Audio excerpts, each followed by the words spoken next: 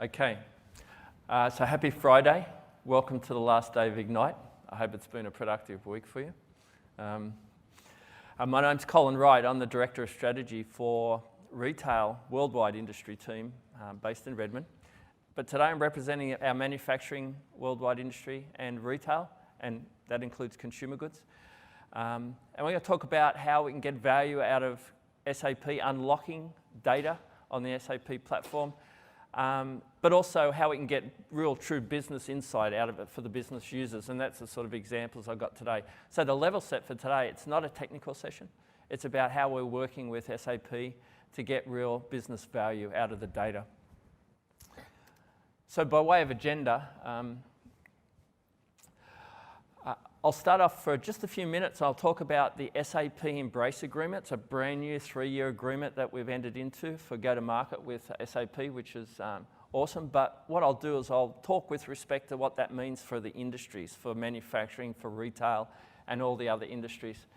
And then to today's topic, we'll talk about harnessing the data, how important it is, what happens if you have the right data strategy for an organization, and then unlocking some actual SAP data. And we'll go through some customer examples and case studies, finish up with some live demos. So how's that sound? So firstly, Embrace. So what Embrace is, by the way, this is brand new. It's 2 weeks ago we announced it. We've actually been working on the fabric of the agreement for over a year. So it's been a long time coming. And it's a 3-year exclusive agreement between Microsoft and SAP for go-to-market. And for that go-to-market agreement, what it's about is providing acceleration and simplification of your path to S/4HANA in Azure. That's the key. So we hope the intent in the agreement is to make. You going to give me a clicker? Thank you. So the intent in that agreement is to, like I said, accelerate that path to S/4HANA. But the way SAP thinks about this is through what they call a market-approved journey or a market journey. And for them, that market journey is about industry. So they have a market-approved journey for automotive, for utilities, for manufacturing overall, for retail, consumer goods, etc., and all the other industries. And for us, it's how do we combine Microsoft's industry motion with the market-approved journeys for SAP, and how do we help accelerate that? And one of the tangible outcomes of the Embrace Agreement will be unified architectures, so that Microsoft and SAP are on the same page, we've got the same content, we're having the same discussions. And with those architectures, we'll create market bundles that will help do that simplification and that acceleration for S/4HANA on the cloud. And then on top of that, we hope that the output of this will give you a clearer roadmap of where you can go, and also a good path to implementation. So now let me level set that by just talking a little bit about how Microsoft views its markets across retail and manufacturing. These are our 4 pillars. So along the top, we've got the 4 pillars that we believe we can add value with the intelligent cloud, with AI, analytics, data, and all the other Microsoft products, as well as the partner ecosystem that we have in place. So we've mapped out those industry, if you like, pillars or key scenarios that we call them for each industry. And underneath is the manufacturing one. So you can see they're really closely aligned. Even though we did this in isolation from each other in industry, they're very, very similar.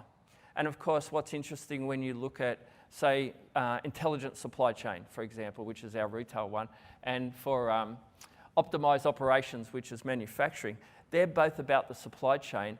And from a business user point of view, SAP is, hands down the leader in this space, along with the other major players. And they've been incumbent in this space for many, many years. So how do we align with that? And it's not just the areas where SAP is strong. When we look at, say, know your customers. So for us in retail and consumer goods, we want to understand our consumer behavior and the activity associated with that. And so from an SAP world, that's Customer Activity Repository, or CAR. And so how do we combine that with the other sources of data we have to get the best out of those modules?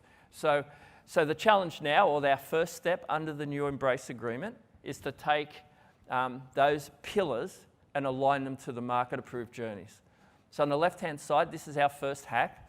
And again, we're in day one.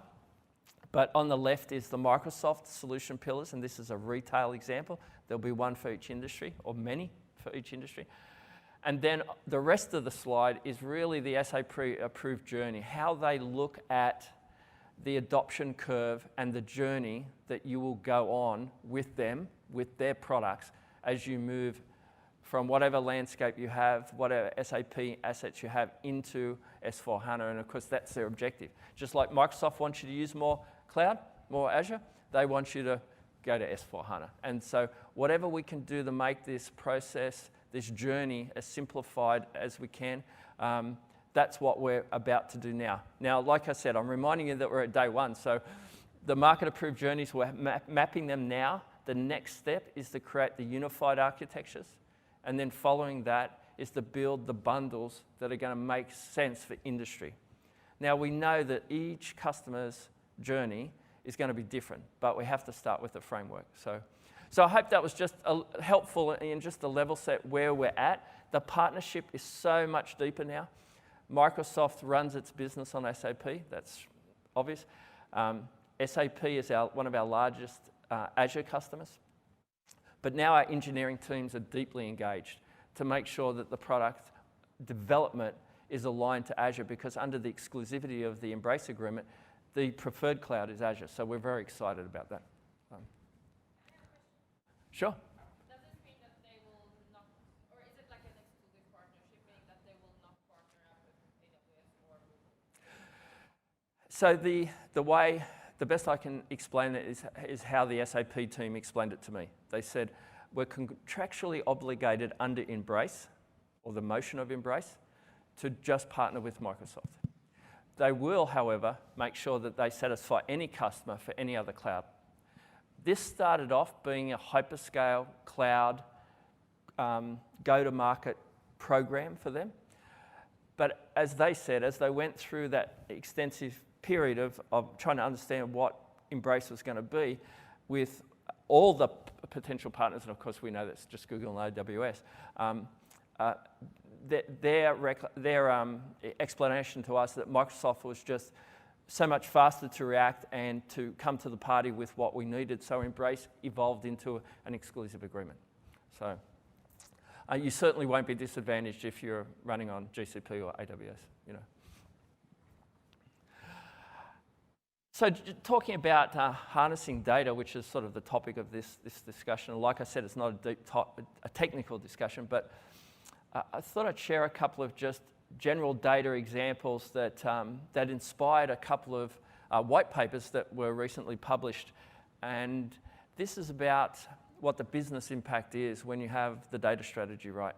And it doesn't matter what industry you're in, and this is not specific to SAP, but whether you're in hospitality or manufacturing or in specialty retail, getting that data strategy right is going to increase the impact on your business. For Heathrow, it was about delivering customers, travelers, with a more sense of calmness as they travel through the airport. So they were harnessing data, real-time data for the 200,000 customers a day that come through Heathrow, and how they can dynamically redeploy the resources in the airport environment. For Rockwell, it was about saving $300,000 by using data to do predictive analytic models for maintenance, for breakdowns, so that these massive drills wouldn't go out in the field. And then for ASOS, one of the largest e-commerce retailers in their space, particularly in Europe, they are doing 30 million recommendations a year. So for them, it was around, how do I take the data? Because behind those recommendations was 5,000 new products that were coming in every month to their catalog. And so how quickly can they turn that data around? Because they're doing 33 transactions a second at peak trading, which in specialty retail and fashion is a huge volume because of the involvement of the purchase. But But I won't go into much detail on it, but they really drove and inspired Microsoft to commission these reports so customers can understand what is the return on investment from realizing a migration of their SAP landscapes to Azure. And what I've done is just put them into the deck. So if you want to download the deck after or take a picture, have a look at these reports. This one was done by Forrester. This one was done by Harvard, I believe. And this is about knowing what happens when your analytical strategies are right and what happens when they're wrong. Because it's all about driving success. And they're saying that business success now is linked to your data and analytics strategy.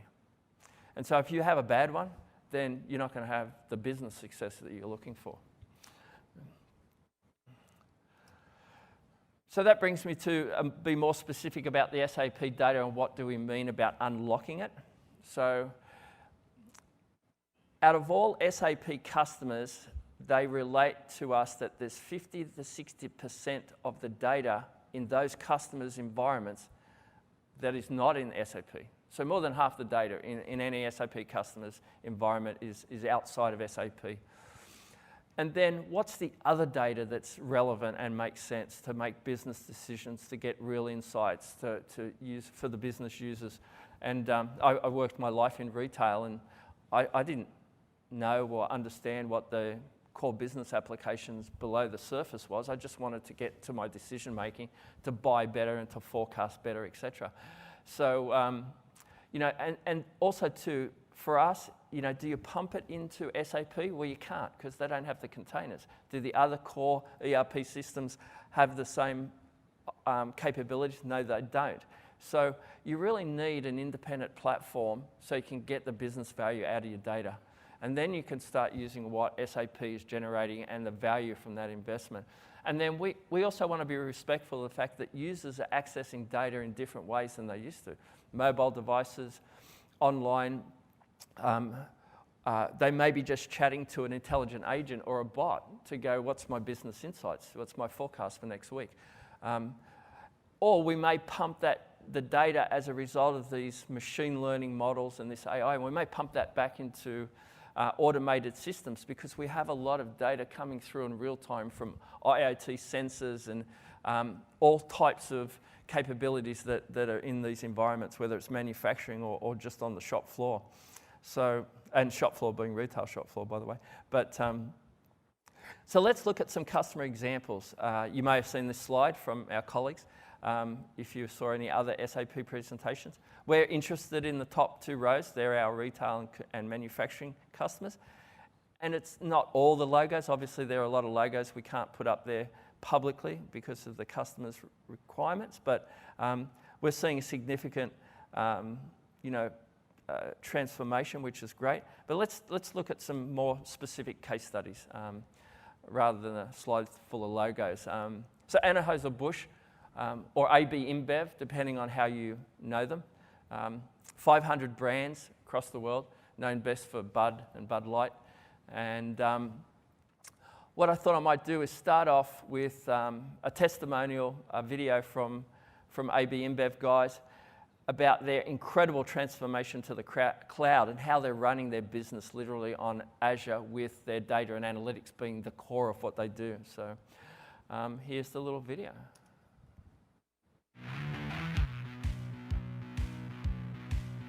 AB InBev, we're a global brewer and marketer and producer of beer. We have over 500 global brands, and literally 1/3 of all beer sold in the world is one of our products.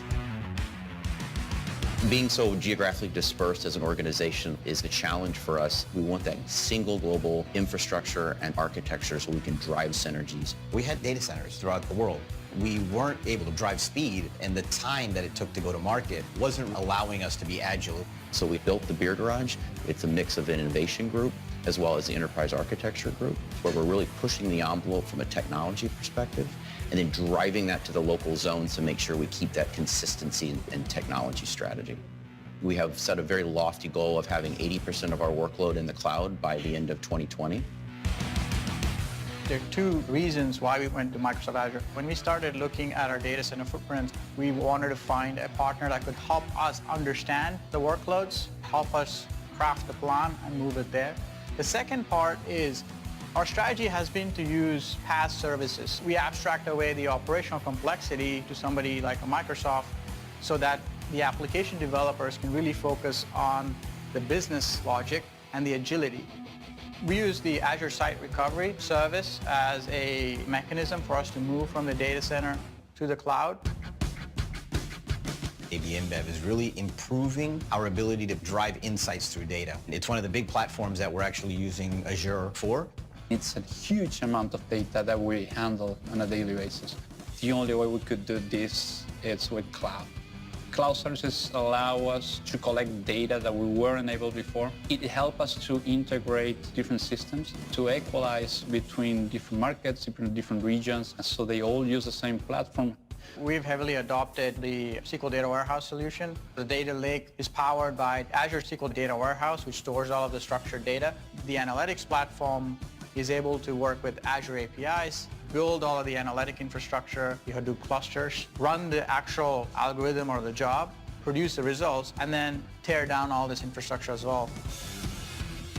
We're a company that likes to take calculated risks, and we enjoy really pushing the boundaries and seeing what we're capable of doing. As we go down this journey of this digital transformation and this exponential growth of ABI from a technology perspective, Microsoft's been huge. It's maybe the lead instigator in how we're going to get there.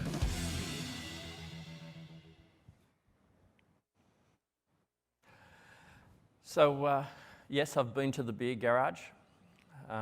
It's more than just a place to get beer. It's actually their thought leadership, their laboratory, how they drive innovation through the business.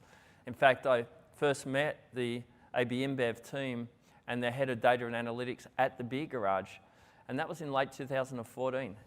Back then, they never had a single position with any cloud, so no cloud at all in the business. They run their business on SAP on-premise, like Microsoft did back then. And they did have a strong desire and a workflow to get data out of SAP and into a reporting model. And the main use case around that was to look at their shipments and sales, and it was the dashboards that went to the CFO. But back then, it wasn't really a dashboard, it was just a report that was printed out, literally. It took 2 weeks to get that data to the CFO. And so we simply connected them up with Power BI. And in the cloud, the SaaS delivery model of Power BI, the service, we gave him a dashboard, a real dashboard on his iPad. The minute he saw that dashboard, that was the beginning of them unlocking the budgets to do the transformation to the cloud. This case study I'm going to talk about today is not about that story, but I thought that's an interesting backstory to where they began their journey and how quickly they've moved to a global footprint. This story really is about them having a 360-degree view of their customers, or to know their customers, like we talked about in those market-approved journeys. And for Anheuser-Busch, or AB InBev, their customer is the distributor. And then the distributor sells it to the retailers like Walmart and the clubs and the bars. Now, in the US market, they're not even allowed to have a relationship with the retailer because of the prohibition laws. They still exist in every state in different ways, and that prevents them from doing that. But their customer details was in SAP CAR, in the customer activity repository. And the key here is how can they combine that, and what other data sources can they bring together to get that view of the customer. They talked about 500 brands, and with 500 brands, your market share is incredibly important right down to the brand level. And so they took their distributor data, they took their marketing spend, and in the world of CPG, obviously your digital marketing is one of your biggest spends, but there's also your trade promotion spend. And that can be just as massive in the business, but they're in different silos. And then, of course, what's my social sentiment, what's my consumer sell-through or consumption data from the retailers that I get back through the distributors. And so bringing all that together was key to AB InBev. And if you know them at all, you'll know that they're actually, at heart, they're a mergers and acquisitions company, and they're run by bankers. So their business is about the numbers. And keeping that market share and understanding the growth and any loss of market share in this super competitive portfolio is really the core at how they're combining their SAP data with their relevant data that closes the gap. And of course, it's that cost of goods sold and that master data that comes from SAP that's critical to making the merge with the marketing and trade spend. And most CPG companies just don't do it. It's incredible. So, or have been able to do it uniformly. So great story from them. Second example I have today is Co-op, so a pure retail example. This use case goes at the heart of the biggest retail problem we still have in the world today, and we call it on-shelf availability. So in the retail space, if you run out of stock, it's everything, and it continuously happens. You go into the stores, there's this shelf void, there's an empty gondola, you're looking for your favorite brand of coffee, and it's not on the shelf. But customers' expectations are much greater today. And because of disruptive models in the retail business, like Amazon and Alibaba and other e-commerce players, it appears like we have endless aisles. We just go and click, buy, get it the next day. Where that contrasts the buying experience that occurs with bricks and mortar retailers. So how could Co-op sort of use a data and analytics strategy with SAP? Because the key to getting the stock right in a retail environment is getting your supply chain right.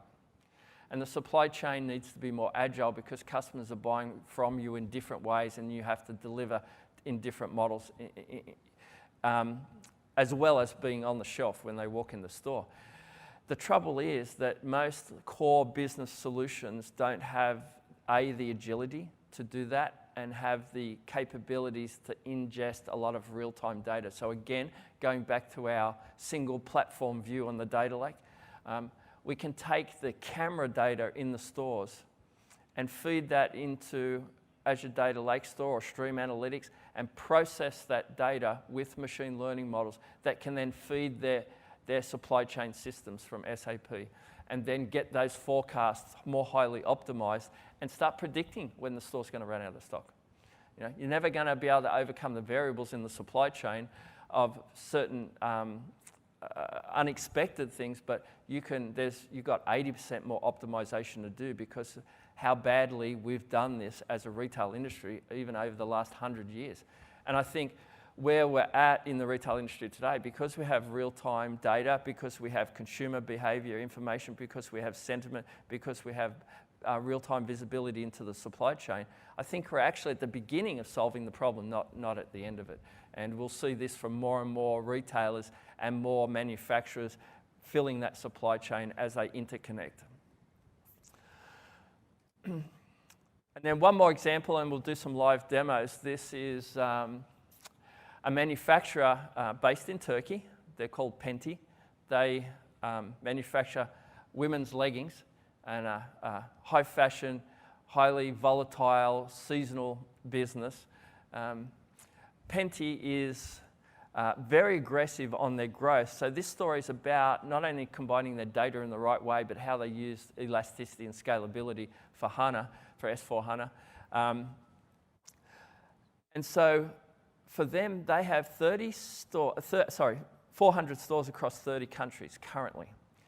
And they want 33% growth. So the first thing they had to do was make a strategic investment on how they can get a single platform. Because before I go grow my business, I don't have a clear or they didn't have a clear visibility of their inventory levels, their merchandise catalogs, or their supply chain uniformly across all the countries. It was all in silos. They had to wait weeks to even get information. And you'd expect that they could get it in days, but that just wasn't happening. So what they've done is deploy what is SAP's latest version of S4HANA in Azure, so that once they, and to achieve this level of visibility, now that they've got that, if they want to go open 200 stores in another 10 countries, one platform, one analytics view of the world, I know where all my stock is, I know how to best optimize my inventory, and then I know, what's my reverse logistics in that model as well, so I can go scale at any given time. So an interesting case study. These are all public, they're all available on Microsoft's customer stories. But again, if you'd like to download the deck, you've got notes in the deck as well. And then one of the things they pick up in this global scalability obviously is significant reduced costs. So all of the background information is there. So let's jump into some demos. I'll stop in case there's any questions so far. Thanks. And I do appreciate you putting up with me on a Friday. Okay.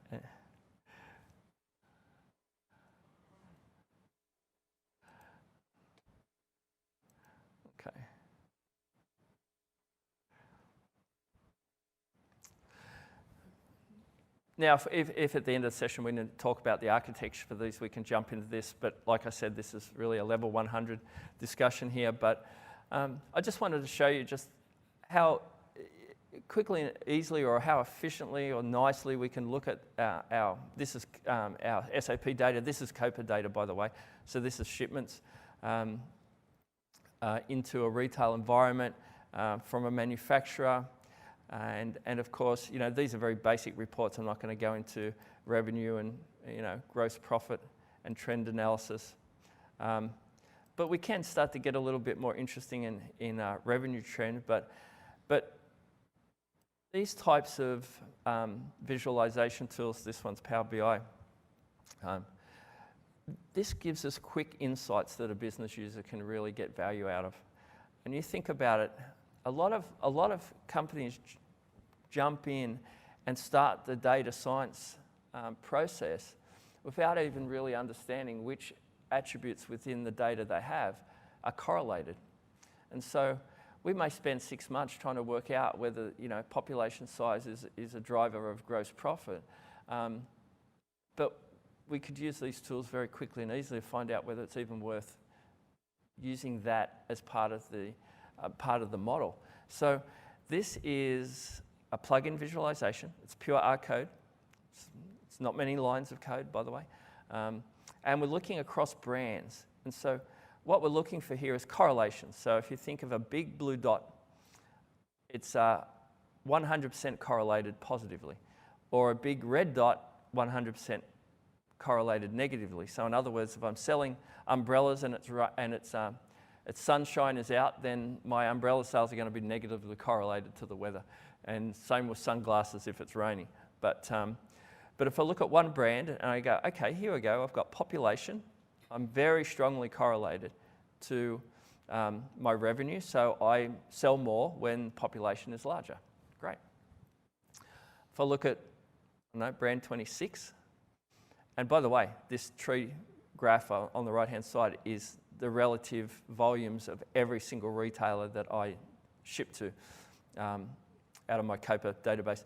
And if I look at this brand, I see no change, not much change at all, just changed a little bit, but the correlations are still there, that makes sense. However, if I go back to brand 1 and I choose my largest retailer by volume, now my correlation is nothing to a population. So I now know that my pricing strategy drives my gross profit, not my population. So as a category manager, someone's analyzing the data, and this is the first step in the forensic examination of what's my next best action, or where do I invest data science. This gives me that great view of this. And this, you can get this out of SAP in minutes just using the simple tools. So it's a very powerful capability across combining down here our demographics with our COPA master data files. So let me jump back into this. So here's another example. So this is, again, most manufacturers, but all manufacturers in consumer products world, like I said, spend all their money on digital marketing. Microsoft does too. We pay an exorbitant amount of money to Google to do search advertising. And search advertising is, if you look at Alphabet's total revenue, I think it exceeds 85% of their total revenue. So the income they get from a company doing an AdWord or a keyword search campaign. It's enormous. And then the rest of it's made up, like I said, of trade promotions and all the other factors of getting our products into the retailers. And this example is using a variety of different SAP sources for trade promotion, for shipments. But more importantly, what we've been able to do is, this is about when you get all the data together. So this is for a chief marketing officer. In this particular customer where we based this model on, they had never known when they'd made any money on a promotion, they didn't have all of their marketing spend in a single location. And they certainly couldn't slice it and dice it by their brand campaign, which is what the marketers call their tactic. If they wanted to look at just one brand, they had to build a whole new report. And so now we can refresh these in, half a second or so. And of course, it's important for a marketeer to look at what are the media partners that they spend. And there's Microsoft's even in there with Bing. So of course, you'll see Google and all the others down there. And Google being the biggest. And then simple things like, it's not that simple in the marketing world, but the eCPM, which is Google's automated bidding system for AdWords, which is really where you tip your millions of dollars into that bucket. And this is super important to understand whether I'm getting value out of this. But then how do I do it? Well, I can come here and I can look at my e-commerce performance. And I can see my monthly snapshot and my trends and all those sort of things, and that's great. They're very basic. But then I've got deeper analyses down here. And by the way, this is an example of how a company who ships their consumer goods to Amazon. And then at the same time, Amazon is who they advertise with. And what's super interesting about Amazon at the moment is that they are over 55% of that paid search in the Americas.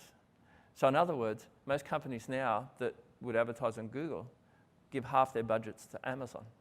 Not AWS, but Amazon.com. And so those two giants are fighting it out for the advertising dollar at the moment. But what they don't tell companies is whether they've been effective or not. And Amazon's not good at doing this. So in this particular case, we take our shipments from SAP, we take our cost of goods, of course, but we provide, again, the same type of correlation analysis, which tells me if I look at brand 42, I would expect to see the more money I spend on paid search in Amazon, the more sales I get. That would be, almost a one-to-one correlation. And you can see here that's exactly what's happening. But funnily enough, if I click on, brand 3, or what was it? I think I had a pre-canned one. Was it brand 12? Oh yeah, this is super interesting. So this one here, the more money I tip into paid search on Amazon, which is the orange bars, the less my sales are.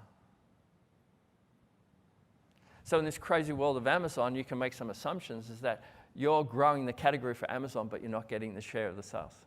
So every time your product comes up, some substitute gets bought in that environment. So this is incredibly important to get business value out of your, both your digital media, what did I do?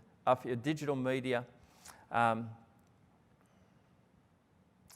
your shipments and your spend and your trade promotions and everything else. So I made this session just a little shorter in case there were some questions, and I wanted to give you back some time on the Friday morning, but they were my two demos. Any questions about those? Or are there any problems you're looking to solve in your businesses to give a deeper business insights?